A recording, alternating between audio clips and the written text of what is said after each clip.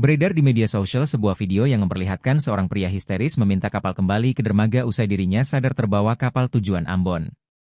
Dalam video yang beredar, pria tersebut asyik mengobrol hingga tidak sadar kapalnya berangkap dari dermaga. Namun setelah menyadari kapal tersebut berangkat, pria yang tidak diketahui namanya itu langsung menangis histeris. Dia mondar-mandir seperti kebingungan sambal meminta kapal kembali ke dermaga supaya bisa turun. Sontak aksi si pria menjadi pusat perhatian penumpang lain di kapal tersebut. Tidak lama setelahnya, pria tersebut mulai tampak tenang. Dia pun menerima kenyataan bahwa dirinya ikut kapal bertujuan Ambon itu. Dengan wajah yang masih sedih dan tampak muram, pria tersebut pasrah terbawa kapal. Kini video tersebut sontak menarik perhatian warganet.